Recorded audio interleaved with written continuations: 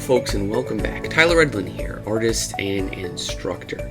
Now we're here today because I got a new job from one of the most challenging clients I have ever had. My 3-year-old daughter. I have to create a picture for her that has some unicorns in it. Yeah, we're getting real. So I know that's why you guys really showed up. No, but in all seriousness, we're going to be going over style today. I'll be just talking about it rather unscriptedly, of course, and I'll be giving some pros and cons about having one or multiple styles. We'll look at many examples, how I kind of break things down and separate influences and process, and how that factors into style. Then, of course, we'll be back to painting unicorns. I have links below for everything else you guys may need, and let's get started.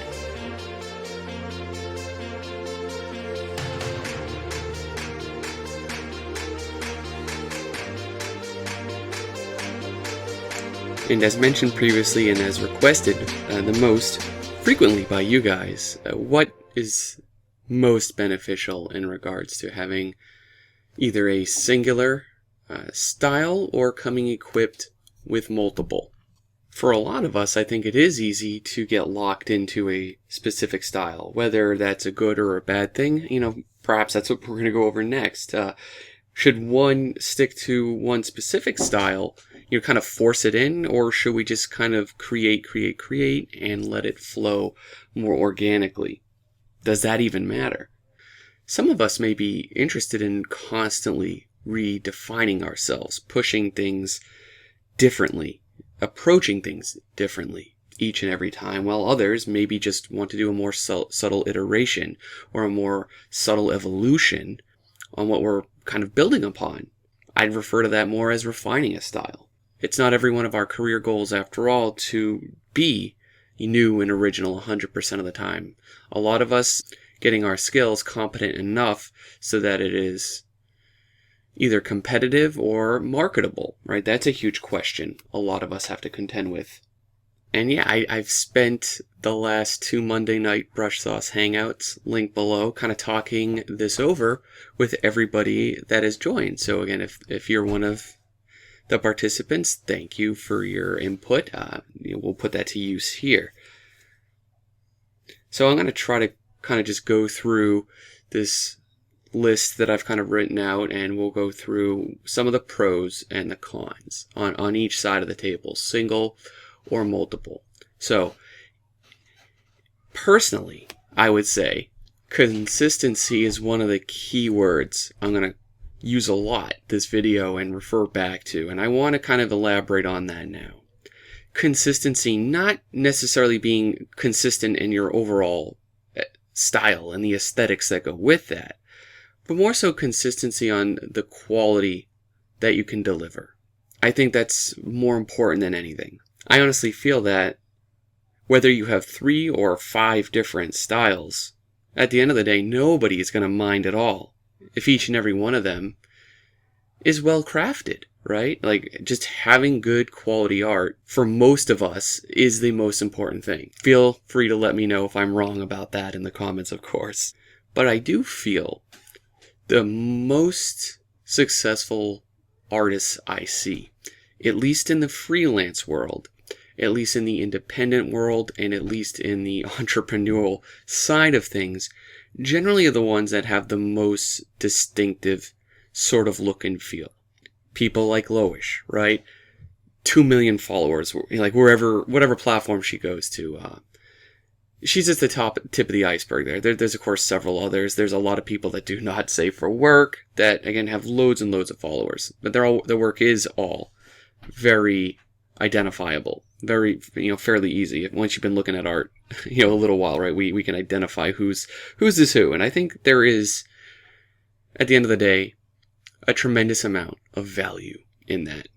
But getting that sort of uniqueness isn't necessarily the path for everybody, and I think it's kind of the most challenging way to go, because a lot of us want it, and a lot of us will tend to force it. It's just like one of those things, like, I was reading interviews with a comedian at once.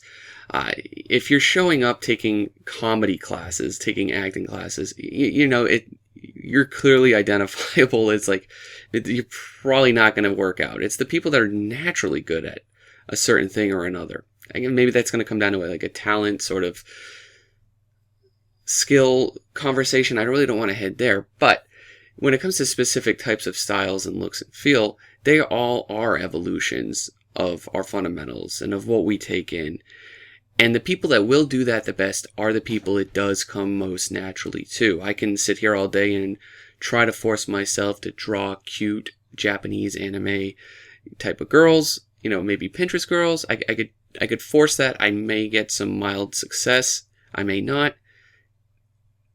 But, you know, there are people out there that are just doing this because they have a certain amount of passion and interest in that. Whereas I'm kind of forcing it because I do think that's popular, or that is something I think I need in my art.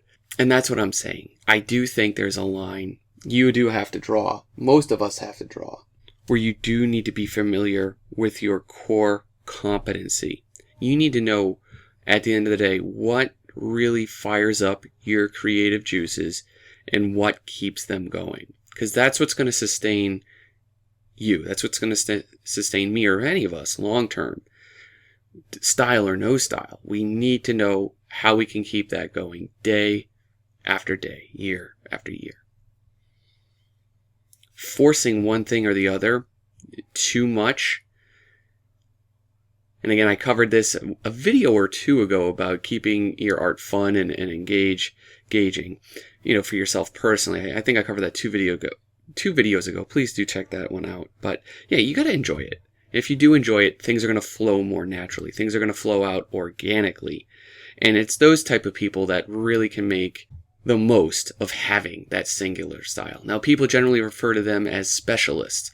So they're going to be the character specialist, the cute girl specialist, the shape design specialist, the color specialist, right? Like these people that all have a fairly kind of signature mark or signature trait to their work. I think that's great to have.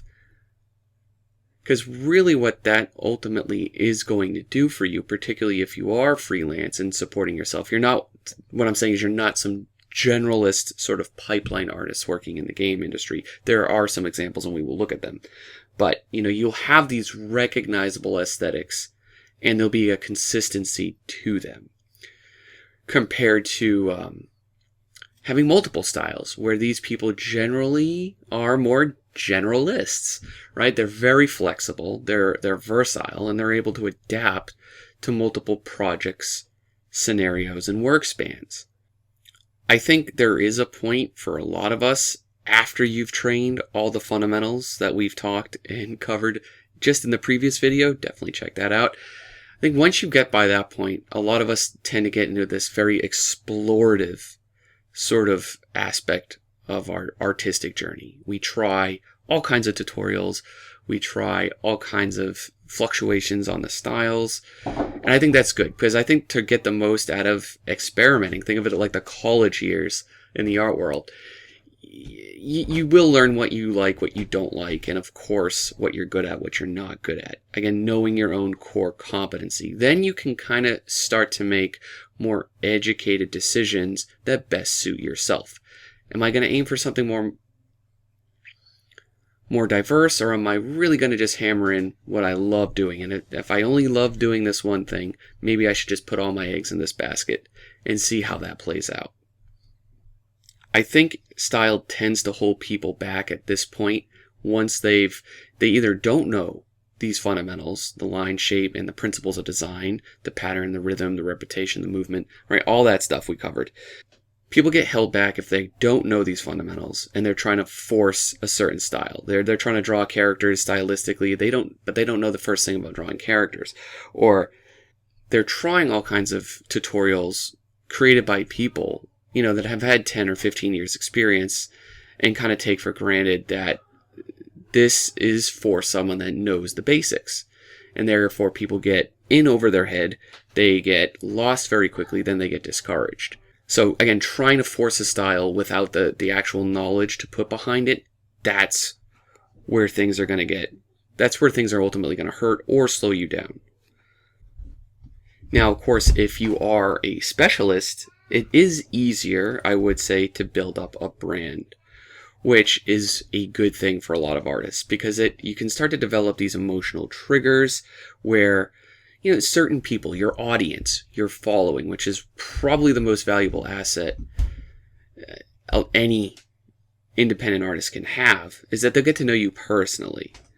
And that allows you, of course, in turn to demonstrate your specific skill set and the person behind them. Now, of course, over time, regardless of skill level and talent, I do think this takes a huge amount of effort to kind of put forth and make work. And I do think that takes a bit more of a long-term plan in developing the brand. So for me, when I started, I had no idea what a brush sauce was. It was something me and my roommate tossed together. It was a joke on a blog, and, like maybe even it was like a Tumblr, and we just and that just kind of kicked things off over time. It was a very small snowball that just rolled and rolled. Making the YouTube videos, right? Very small snowball. I just wanted to make them for fun. I wanted to show people how I was making images. All of this wasn't as planned as much as I'd like it to be. I'm just not that good at long-term planning. But they've all kind of come together, a bunch of little snowballs, and started to gradually pick up momentum, gradually pick up mass. And now we have the Brush Sauce mentorship, the Brush Sauce Academy website, hosts all these things, the YouTube videos, the patrons, the individual courses, and it's getting bigger. I do have a good 5-year plan for that at this point. But it does take a lot of effort and a long time to build.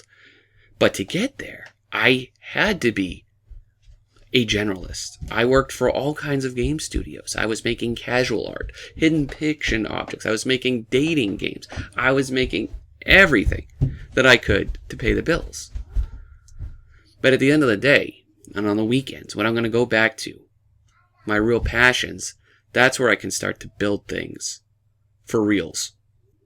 So, a negative to doing multiple art styles or having multiple art styles, that you can get work if you're good enough, but this work isn't going to interest you, and ultimately it's not work you're going to kind of put in your backlog, or your portfolio. Most of the work I've done from like 2010 to 2015, 16, that's never going to be visible on the internet. It's not happening. And that's the downside of that. I was paying bills, but I had to work really extra hard because I enjoyed the act of creating, the act of teaching and putting this all together. I enjoyed that enough on the side to keep developing that, but it's an easy way to stagnate. And like a lot of those jobs that I was doing all these different styles, that I was switching styles on constantly. And another negative side about this is that you are easily replaceable. You're just another cog in the machine. And I was talking with a recruiter over at Activision just last month. We were just having a nice little talk. And like I said, I asked him, I was interviewing him after he was interviewing me. And I said, when you're looking for artists, if let's say you want to work on the next Call of Duty or whatever big game is, like, what are you looking for? He's like, and he told me, he's like, the artists that can create guns, that can create these soldiers, that can create these props, they are a dime a dozen. People that can competently do what's expected. He more or less is hiring these people now, or scouting these out. He was a talent scout that can put a little bit of that extra secret sauce in, which I can't deliberately define, but it's a little bit of extra personality, a little extra craftsmanship, and in a sense will kind of give you the edge. Because the way 3D pipeline works, or game pipelines work today, it's easy enough. I'm not saying it's easy, but it is easy enough. The resources are out there. You can get the latest rendering engine. You can get the latest software. You can get a photo reference of whatever you need to do and start to kit bash your way through and get very quick results. That are competent. But again, they're looking for people that can do more than that. So, yeah, that is a negative. You are easily replaceable. And, of course, it is a bit more competitive overall because of that. So that is another negative for having multiple art styles. And I know I keep listing these negatives, but, again, it is hugely advantageous if you are versatile, if you can shift gears up and put different caps on and have these different art roles. There is always inherent value in that. But again, if you are on developing your own style, your own brand, yeah, that, like anything else, may limit, your potential employment opportunities. That is a negative. I've seen artists getting locked into the Blizzard style that they didn't work at Blizzard, and nobody kind of wanted that style for a time. But on the plus side, and again, from my own experience with this, if you're a specialist in a sorts, it is going to demonstrate your strengths and your interests.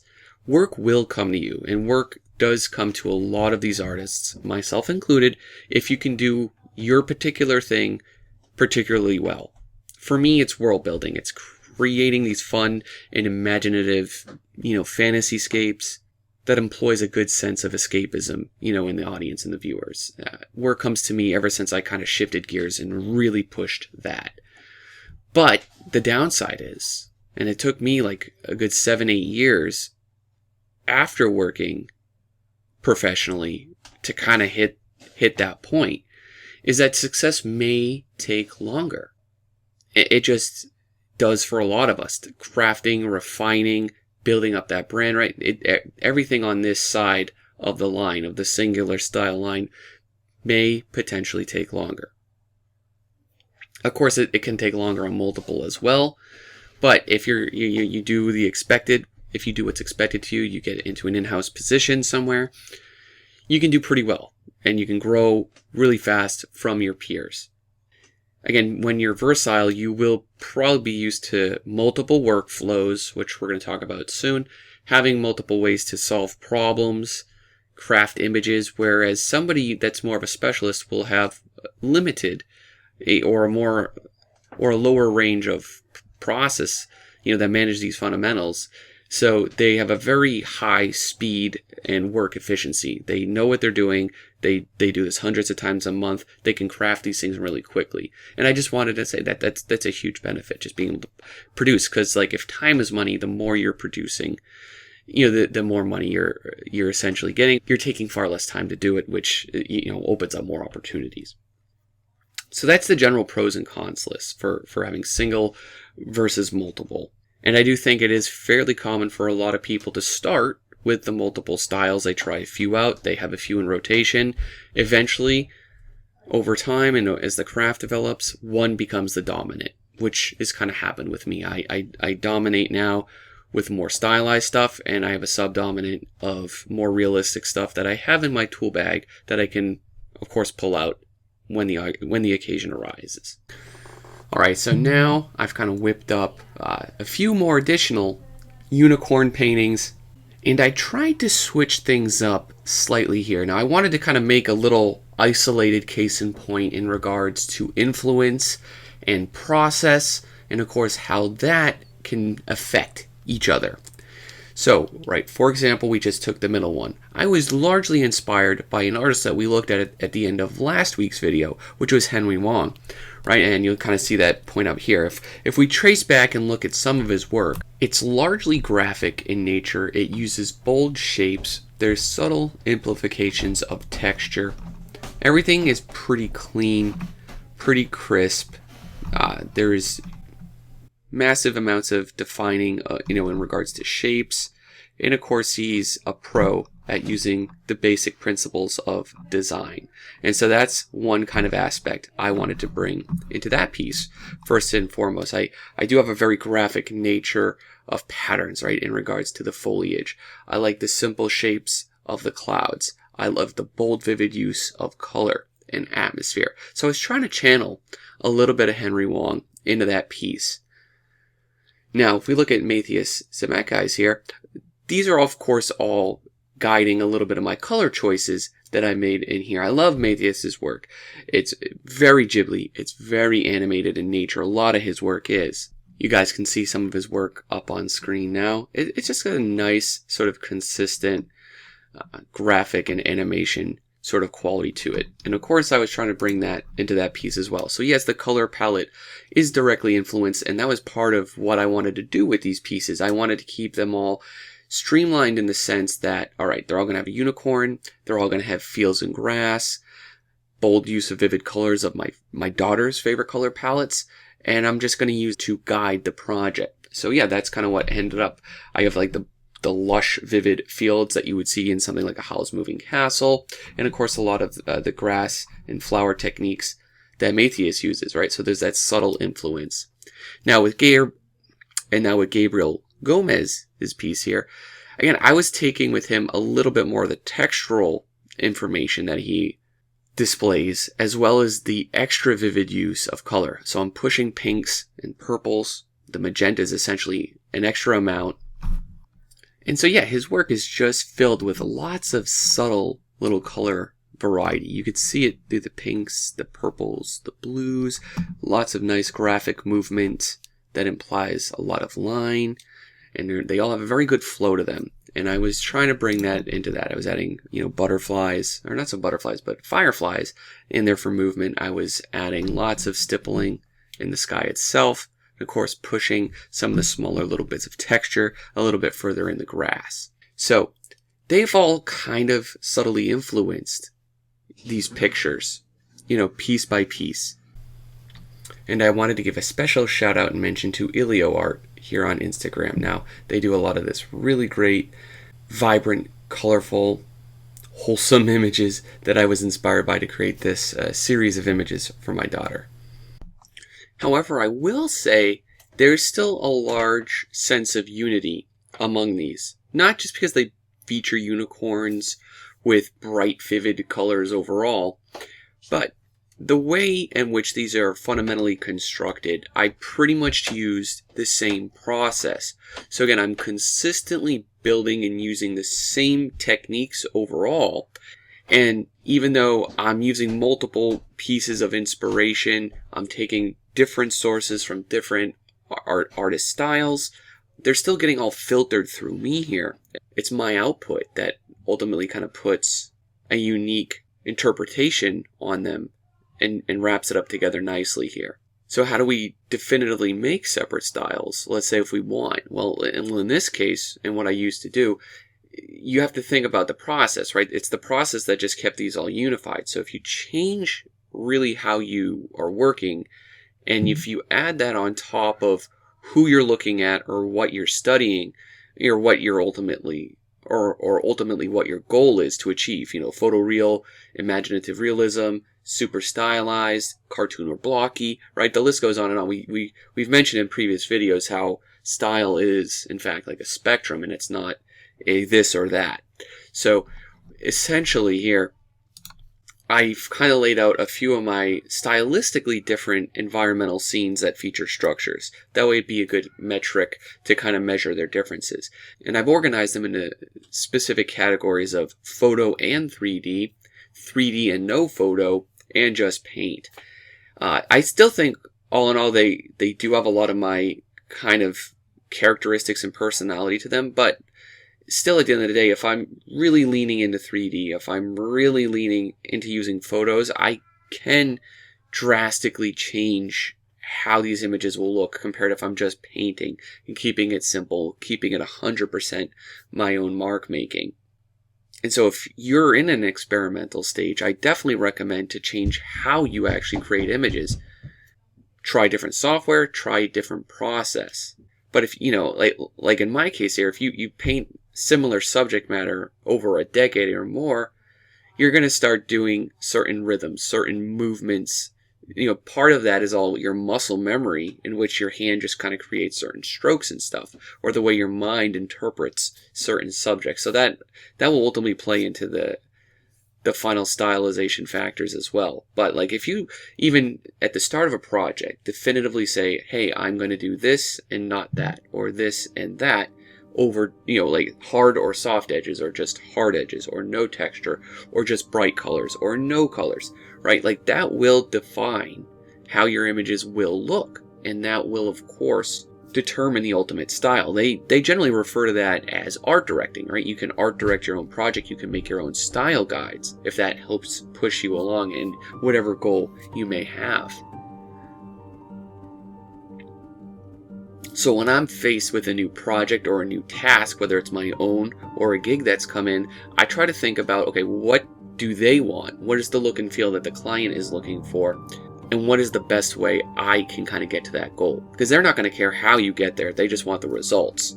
But, more and more these days, they come to me and they want this sort of style, which it's like a quasi Zelda-ish style. They all use Zelda. When a client comes to me, they are always like, we need something that looks like it fits in Zelda. Zelda's been around right over 30 years. It's popular. It's just as popular as it's ever been. And my work over time is naturally fit into me. I'm a huge Zelda fan, but it really just has this nice timeless aesthetic, like a lot of Disney properties that I think a lot of people gravitate toward. So once you do understand the basic fundamentals, the best thing I can recommend is to understand your core competency. It will drive your brand. You can sell yourself, your own art. People will come for you to your style. And hopefully, too, at the end of the day, of course, you've enjoyed the process. You've enjoyed what you created, because that's the most important at the end of the day. And you'll proudly show it off and get to display it in your portfolio. And you'll do that with confidence. And confidence can go a huge ways in regards to a portfolio. When you look at a body of work, right, a collection of somebody's hard work and their labor, if it knows what it's saying, who it's saying to, and potentially why it's saying it, that's a much louder, right? That's a much stronger voice than a bunch of little pieces all doing different things, going in all different directions. So as I promise, let's look at a few of my favorite artists or artists that I know of that either use a singular style or some that are, kind of multi-talented and can do different types of styles. Now, one person that immediately comes to mind is Victor Titov. Now, I knew him for almost like a decade as like this really realistic fantasy art painter. I think he's done a lot of work for Magic the Gathering. Either way, it's fairly, imaginative realism, realistic color use, lighting, texture, form, all that stuff. But it wasn't until I found him on Instagram, I kind of realized that he's a bit more of a rabbit hole. He switches gears quite a bit in really pleasant and shockingly ways. He'll do really expressive ink drawings of stylized characters. He'll do really nice artistic inked portraits to fairly stylized character illustrations. So he does a little bit of everything, and like I mentioned earlier, he does it all well. So keep doing more styles. I want to see more. Another person that switches gears a lot is someone like Shelley Wan. Now you can see her day job, she's doing animation viz dev stuff, doing these color keys, and then right there showing up fairly similarly in the final movie. But you can really see what she's super passionate about on the back end is a lot of this art, is a lot more of these fine art sort of pictures, from still lifes to portraiture. It's just a lot more expressive overall, and it's quite a bit different than the stuff she's displaying in her animation work. So you can be pretty versatile, and there's a lot of ways to make it as an artist. One more is Hugo Pozzulli. Right now, we look at his work here at face value. They seem more animation style. These are very, very illustrative. Like, they're very graphic, very simple. They kind of pop, the good old-fashioned pop like illustrations. So they're quite diverse, quite fun and charming. And he also is doing like these animation style backgrounds, really simple, implied texture, and it really does invite the imagination. I love him. But what he actually does in his day job is he's like a senior artist, I believe, over at Ubisoft, doing loads of pretty realistic concept stuff, design stuff for Assassin's Creed. So yeah, it's really awesome to always find these artists that are doing one thing in the day and then switching gears at night and doing something pretty drastically different. But I think we all have like this inner desire to just express ourselves, and if it can't completely express ourselves in one way, it's going to sneak out through another means. And then of course you have the singular art people, people like Ross Strauss, and you're going to start to see these numbers skyrocket, like 1 million followers he just hit. But he's doing himself, right? Ross is doing Ross every picture. He's got nice girls, some nice homages. He's got really bright, vivid, color-dodged pictures. People love it. Same with Loish, of course. And I'm not saying the amount of followers you has is the only means of measuring success or not. I'm just making a little bit of a case study there. But these people, they're doing what they want. They're very passionate about it. They get into this flow state. They're very consistent, right, in what they're creating. And they've kind of developed, of course, over time, a very unique sort of imprint on the art world in their own way. These people are finding loads of success. So guys, what is the best way that you think you can achieve your art goals, whatever they may be, whether if it's you're a hobbyist, if you want to be a professional, whether you want to do studio work, whether you want to build your own self up as a brand? Please let me know below. I want to know what everybody's artistic ambitions are. And so guys, thank you, of course, for watching. Do take care, and a special thanks to all you guys that support me over on Patreon. You can check me out on Facebook, ArtStation, and Instagram. If you want more in-depth content from me, I teach 2 courses at the CG Master Academy, Architecture Design and Fundamentals of Design. If you want even more learning, you can go to brushsauceacademy.com and sign up for one-on-one mentoring. Join the hundreds of students around the world and start improving your art and design today. If you want to be part of a community, we have Brush Sauce on Discord. We have monthly challenges and hangouts. There are links below for everything I mentioned. Thanks again for watching, and take care.